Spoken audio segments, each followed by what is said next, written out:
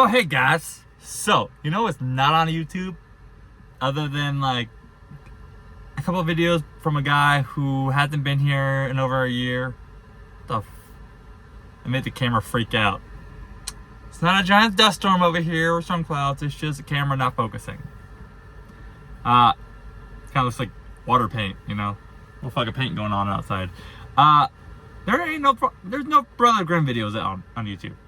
The most recent one is mine, when I was saying goodbye, but, I mean, does that really count? No. What's up, cat? Psst. Cat says hi. Oh no, he's not happy. I don't think it's because I've let him on my lap very much today. But, I figured out I've been here for almost 14 months now. Couple weeks shy. 14 months. So I figured I'd talk about, well, not my pay, but just what they pay. So pay, equipment, that's pretty much it. Some other things. So let's get down to it. Because I know the website's a little outdated, a little bit, and I'll explain why in a bit. But so Brothers Grimm is a mom and pop out of Idaho. But they are a mom and pop company that's learning and growing into a much bigger company. Like they just recently, in the last few months, they've gotten into the brokerage side, and they're doing logistics, right? So they're brokering and doing the other logistics sides or things. So it's kind of with some normal growing pains, like, and they're kind of working through them. It's not unexpected. Overall, I like this company. I mean, there's not really much to say. I mean, I like them. Otherwise, I wouldn't stick around when I was going to quit last time. And not to mention, the owner has, owner's name's Brad, but he has a CDL, and when he needs to, he does get in the truck and help out. There is, for a few months stretch, he kept the truck at his house. And he ran for a whole month to help cover loads, and also to keep an eye on things. Like, he literally grabbed this truck, not this truck, but grabbed his truck, and went out, ran for a month on one of our contracts to see what was going on with it, because a lot of drivers are having issues with it. Because right there, the owner cares. Okay? I'll give you 3 more examples before I get into the finesse parts of the company, of where the owner took care of me himself. My first week when I got here, before I even got here, I was told, hey, we have a Volvo for you that's on order. It's supposed to be here anywhere from now to like December, end of the year, pretty much. But it's a little off, but that's what they kept being told. They're like, what we have is we have a Penske rental that Penske's giving us till the Volvo gets here, that you'll be in, and you'll run that truck until the Volvo gets here. I was like, all right, cool, no biggies. Now, the company's actually taking care of me in 4 different ways, but 3 of them was by the owner himself. On the way out here, I'm in Salt Lake actually, dropping off a rental car, and I get told by the guy picking me up, you know, picking me up in his truck and with my stuff, and literally driving me up with his load up to Boise to drop me off, that my truck, another driver had a breakdown, and he was told to go take one truck. He said, fuck that truck, and grabbed my truck, and didn't tell anybody. So I was going to go get a truck that wasn't there. So the one truck that was there was a slightly stretched out, like, I think it was like 270-inch wheelbase, mid-roof, T880, had like 379 rears, had like a performance Cummins. The thing would do like 50 at like 1400 RPM. It would do like 75, 1700 RPM. So it gives you kind of an idea of that truck, okay? Not really meant to pull vans or reefer, anything, any sort of van. I was told just get in that truck and run it, and we'll keep you around, like, because I was also coming to pull, be on a contract pulling power only, pretty much, for the contract, right, for a little bit. And within a couple days, you'll have that vehicle, right? You'll have your truck back. Well, I ended up being stuck on that truck for about 10 days, and that truck only could get 5 to 5.5 mpg. Like, there was no point driving it below 50 because you just wouldn't have the RPM for it. So I messaged the owner. I was like, hey, I've been in this truck for a week, like a little over a week now. Supposed to only be in it for a couple of days. I can't afford this fuel. Like, it's a fun truck to drive, but not to pay for it. He's like, wait, you're still in that truck? I was like, yeah. He's like, here's what we're gonna do. I was like, okay. He's like, I'm gonna pay the difference. We're gonna treat you like you got 7 mpg, and I'll pay the difference. Just carried me that way once. So I had checks for the first couple of weeks. Otherwise, I probably wouldn't have seen a check for like three weeks. That truck would put you in the hole every fucking week. That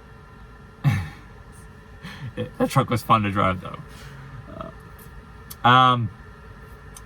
Second time, okay, I had mentioned now the power only stuff started falling out after I came out of the house, right? And I had 7 months straight where I was making great money. Like about $2,100 a week, take home. Even January and February I made more than that. Like, okay, this is about to be one of the very few times I'll ever talk about my personal take home currently. Especially with down market. I go home for a full month. I'm from Wyoming. So there's no company guys, no company trucks here. It's all lease, right? So you're pretty much renting trucks, right? Fine, whatever. I don't mind. Gives you more room to grow. So in February, I paid an extra $4,500 throughout February to go home all month to cover the truck payment, right? At home. I still took home $6,500.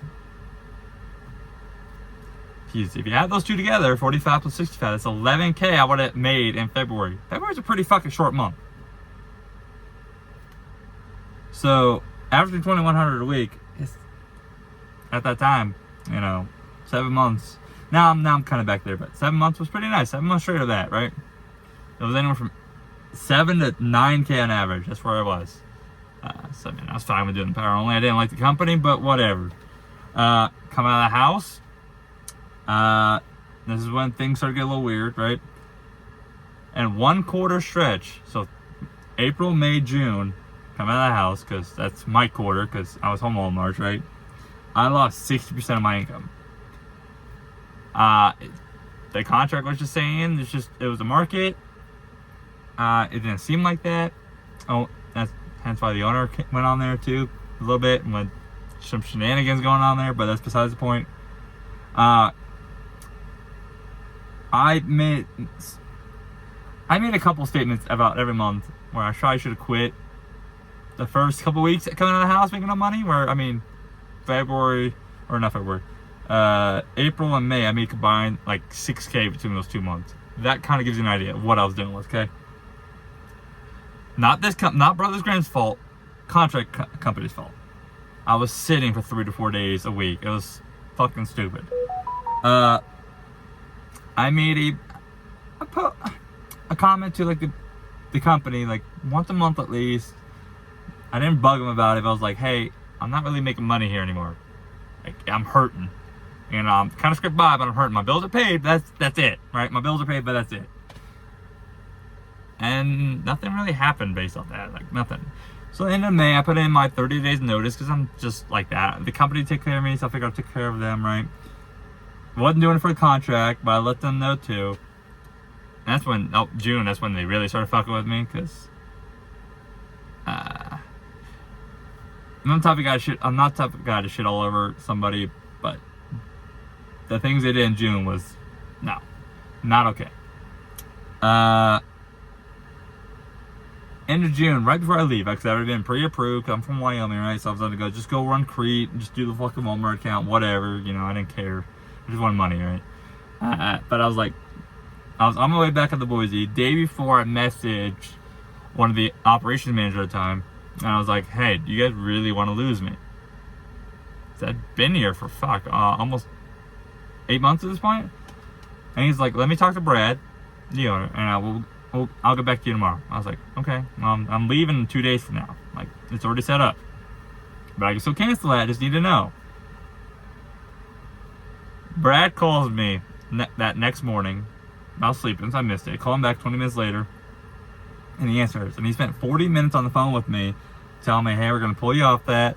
You've been here also for 8 months. You were given a truck. The Volvo I was given was not the Volvo I was promised, okay? I was told the Volvo was going to have, Penske fucked it up, but Volvo was going to have an APU. It's going to have a fridge. It was going to have a like deer guard, like all our trucks does, or got none of that. Didn't get any of that shit. Not their fault. It was Penske, and then Penske kind of said, take it or leave it, which kind of forced their hand. Which kind of pissed the company off, Penske, so now they're like, we don't want any more Penske trucks, but that's besides the point. Alright, so I'm trying to quick quote through this, a lot more info, I gotta go, we're already 11 minutes in. Kind of just giving you some story, right? So what we're gonna do, we're gonna pull you out the contract, we'll give you a reefer trailer. But since you've been here, we'll let you pick of the trucks on the yard, which one you want. There was like 5. I picked with a company-owned truck originally, because they have some company-owned trucks. That broke down to me this first day. I slept in the yard because I had maintenance done. Went to go pick up the load the next day, and it broke. But that was about a week from there, right? But I had to load everything up, right? But I was like, that's fine. I want to stay. My issues with the contract, not with you guys. And we kind of worked some things out. That's how I'm doing what I'm doing now, right? Much happier, by the way. But I also told him, hey, my mom passed away a couple weeks, middle of June, pretty much. She passed away, right? Well, just start off June. It's the end of June now. I was like, I need to go. Part of the reason why I set the date when I was doing this, I was going down to Arizona, grab her remains, her ashes, right? Come back up, and her things come back up. I was like, I need to do that. That was part of the plans of me as I was switching companies. I was like, okay, go ahead and go do that. We won't even charge you for any payments, nothing, until you come back and actually start running. He didn't have to do that, because that would have been about $2,000 worth of expenses. He didn't have to do anything, right? I said it's gonna take about 7-10 days. He's like, that's fine. Just go do your thing. Go take care of mom, which I did. So he took care of me 3 different ways, right? They didn't have to do that. It'd been a little shitty move if he didn't, but they did it. All right. So I came back, and that's I picked one truck. It broke down literally the second day. It just died on the interstate. So that's how I'm in this truck, which it's been a good truck. Had some minor issues from previous driver and same thing with the trailer, but I have everything fixed. All right, so let's move on to the equipment. They have supposedly they want to get rid of a Volvo, but they have 2 Volvos from Penske, no APUs, governed at 70 miles an hour, no fridge, right? But they can idle. But they do have bunkie, but they can idle, right? That's kind of trade-off. Since Penske fucked up, they're able to idle.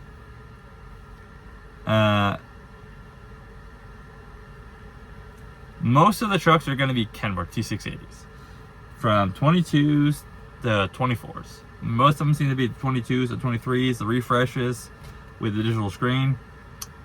All the maintenance from the company trucks, Volvo's different, they go through Penske directly, but the Kenworths go through pack lease. And only pack lease. And there's a little bit of gripe with that, which, okay. Regardless of whether you get the Volvo or the Kenworth, the overall expenses on average, from meaning the trailer, the truck, insurance, ELD, the pre-pass, so shit like that. On average, about $2,500 a week. Because the insurance and trailers is by the mile. That's what they charge by. Now, originally, on the website, it says no trailer rental. A couple of drivers ruined that. Mine has damage on the side. It's been repaired. So now we have trailer fees, right? Which honestly, 15 cents is barely anything. It's literally just to cover the maintenance. And then, this trailer, I haven't had this. I only got this trailer in end of July, and it had damage on it and needed a lot of maintenance. And I'm playing catch up on it, pretty much what I'm doing. But last month I ate $5 grand in 1 week, and then another $2 grand next week. But now all but the reefer light. Everything else is fixed, right? I still have the reefer light on me, just a matter of I'm gonna get done with my annual inspection on the fire truck, just cause whatever. I don't need the reefer light. It's not like a necessity. It's more like a convenience. That's about it. Volvos are governed to 70. Penske trucks are governed to 70. Rest of the they have another lease company they use, and they're governed to 70 also, I believe. But the RT680s. Don't know too much about them. They're new to me, so. But the company trucks and the pack lease trucks vary from 75 to 78. Just because you have it doesn't mean you got to use it, but it's nice to have it. Really, a sweet spot 70 to 73 on all these trucks. Like, they get good MPG.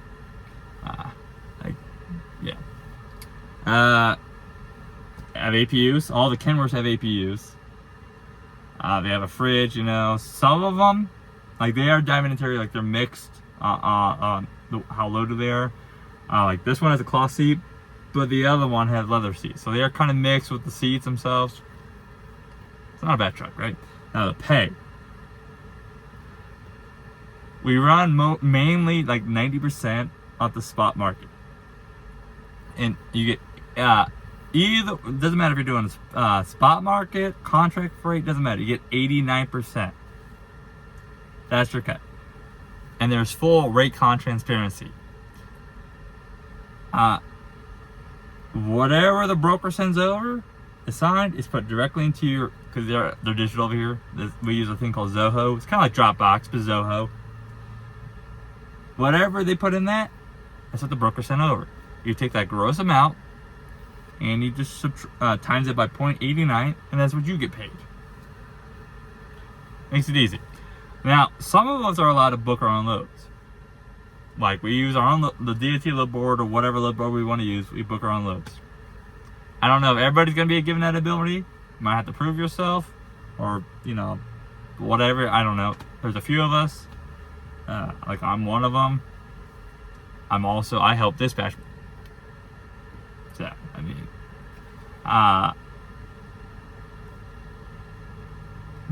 but they don't force you to do anything, right? No, they don't force you to do anything. Now, granted, if you're turning down the loads all the time, you're not going to make money.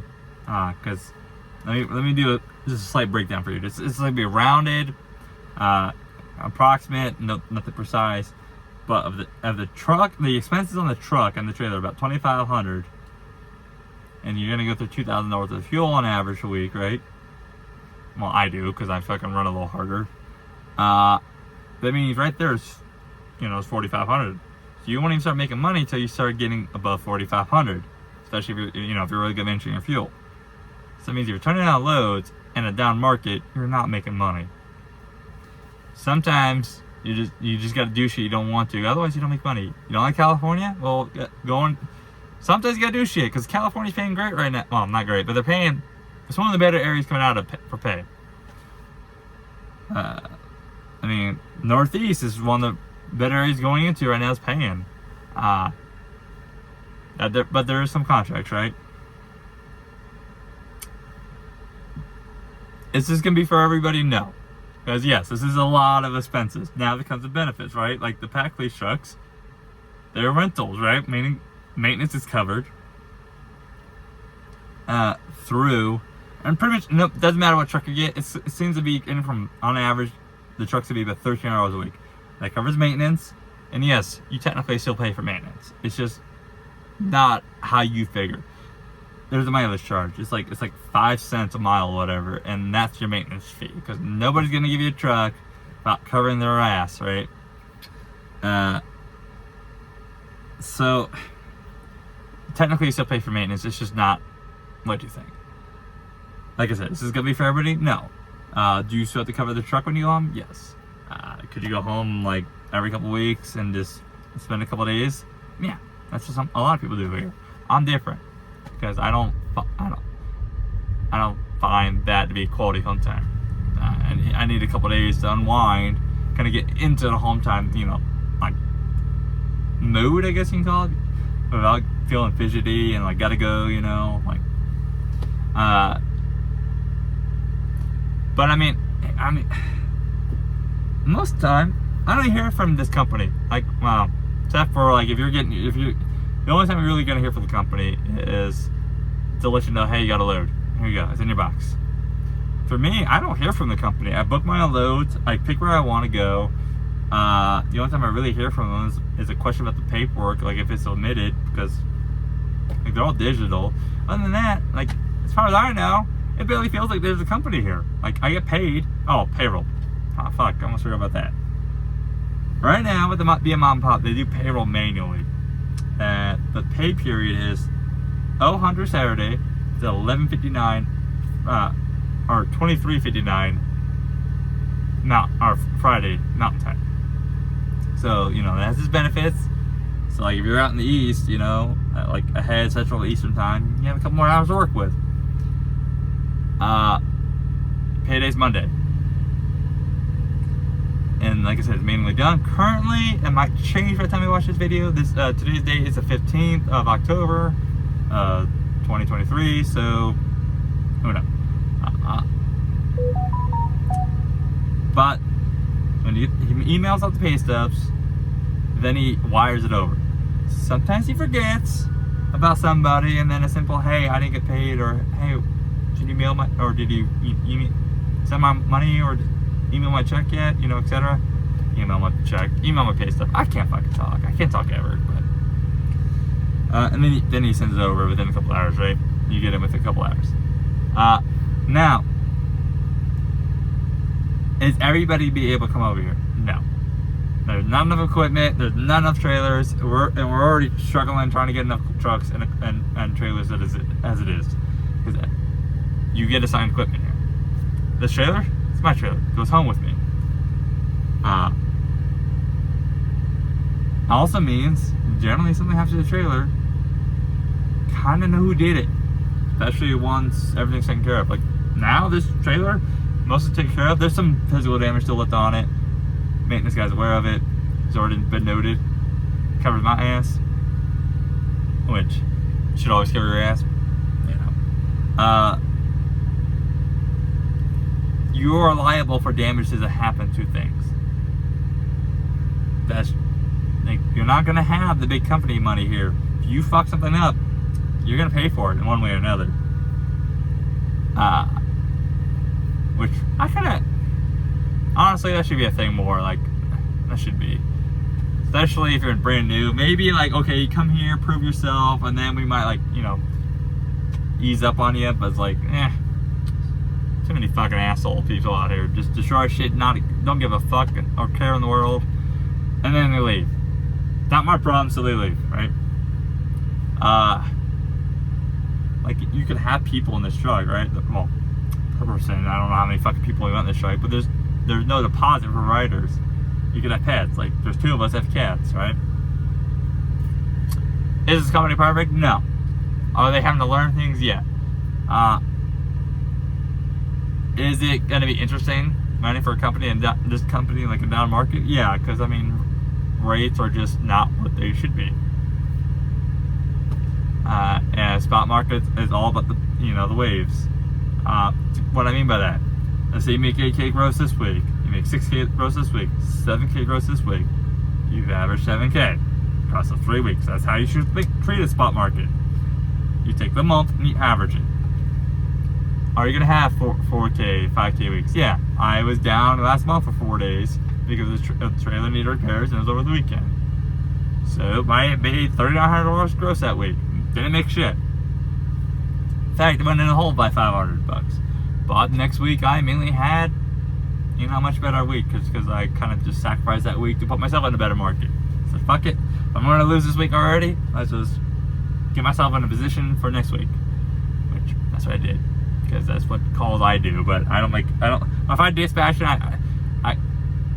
I generally will ask before I just assume that, like, I'm not going to send you 300 miles to Deadhead, right, just because I do that, even I don't, but it's like, I had Deadhead once for 300 miles, but that was just because it paid almost $6,000 to go into Florida, and I was at Phoenix, and it was a Deming, and I was like, fuck it, let's do it. I think my cut was still like $2.40 there or whatever.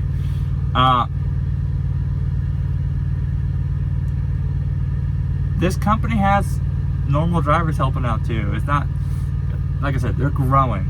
They're going through growing pains. Like our operations manager also runs the logistics side. Kind of how things are. But pretty much everybody except for one person in the office can drive truck. So it's kind of nice. But hopefully I cover the basics. Hopefully. Obviously, if I'm still here, even after my video, like bye, you know, I'm still, you know, that says something. But you guys can always post questions, comments. I'm probably not going to talk about my take-home pay, make a pay stub video ever until market's kind of normalized. Just not because I'm trying to hide anything. No, I'm making money. You know, it's just, it's not fair to compare a down market compared to what you normally should expect. But no, you can still make money out here. You can. It's just not as much money. 2K is pretty easy to take home, right? So it's 25. Well, okay, 2K is reefer. 2 to 3K is reefer is pretty easy. Driving, whole different story. But anyways, you guys stay safe out there. Catch you next time. Bye.